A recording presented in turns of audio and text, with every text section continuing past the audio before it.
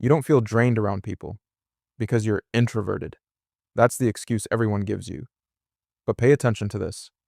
You can spend hours alone and feel completely fine, but 30 minutes with the wrong person, and suddenly your energy's gone. So what's actually happening? It's not random. It's not just social battery. It's something much more subtle. And once you see it, you won't be able to unsee it. Because the truth is, most interactions aren't just conversations. They're negotiations, silent ones, about status, approval, control, and without realizing it, you're constantly adjusting yourself inside them. That's what's draining you, not people, but what you become around them. So let's break this down. Here are 10 hidden ways you're losing energy around people, starting from the ones you barely notice, to the one that changes how you see every interaction. Number 10, you're acting, even when you think you're not. You think you're being yourself, but watch closely next time you're in a conversation. Your tone shifts, your reactions change, even your personality adjusts, not dramatically, just enough to fit. You smooth things out, you hold certain thoughts back, you lean into what feels acceptable. That's not natural, that's performance. And the scary part? You've done it so many times. It feels normal, but your brain knows the difference. And keeping that act running in the background, that's where the drain starts. Number 9, people don't talk. They offload. Some conversations aren't conversations. They're emotional dumping. Pay attention. Certain people don't connect with you. They use you as a place to release everything they're carrying. Stress, frustration, negativity. And you sit there, listening, absorbing, without realizing you're doing emotional work. You walk in feeling light and leave carrying something that was never yours.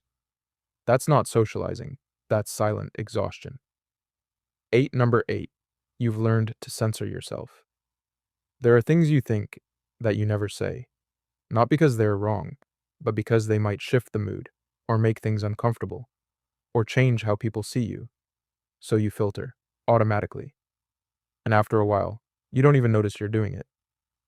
But every time you stop yourself mid-thought, your mind holds on to it. That pressure builds, and by the end of the interaction, you're not just tired. You're mentally crowded. Number 7. You're managing how you're seen. You're not just talking to people. You're watching yourself through their eyes. How do I sound right now? Did that come off wrong? Should I explain that better? So now you're doing two things at once, having the conversation and monitoring yourself inside it. That split attention, it drains you fast, because you're never fully in the moment. You're half inside your own head. Number 6, you're trying to stay likable. This one is subtle. You soften your opinions, you avoid friction, you agree, even when you don't fully agree. Not in an obvious way, just enough to keep things smooth. But here's the problem. Every time you trade honesty for approval, you create internal tension, and your mind keeps track of that. That's why you leave certain interactions thinking, I don't even know why, but that felt exhausting. Number 5, your brain never leaves the conversation. The conversation ends, but your mind doesn't. You replay it. Small moments, random details, things no one else is even thinking about. You analyze tone, timing, reactions. So even when you're alone, you're still socially engaged, still processing, still adjusting. And that loop, it quietly drains you long after everything is over. Number 4, you're carrying the interaction. Some people don't meet you halfway.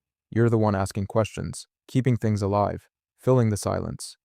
You're doing the work of two people. And when that keeps happening, you start feeling it. Not as frustration, but as fatigue. Because connection shouldn't feel like effort, but when it does, it takes something out of you. Number 3, you feel alone, even when you're not. This is where it gets uncomfortable. You're around people, but you don't feel seen. You're present, but not understood. And that creates a strange kind of loneliness.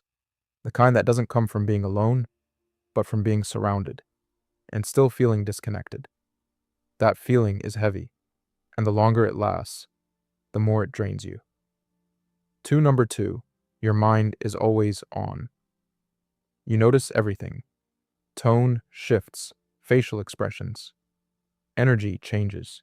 You read between the lines, constantly. That awareness makes you sharp, but it also means your brain never relaxes. You're always interpreting, always adjusting, always aware.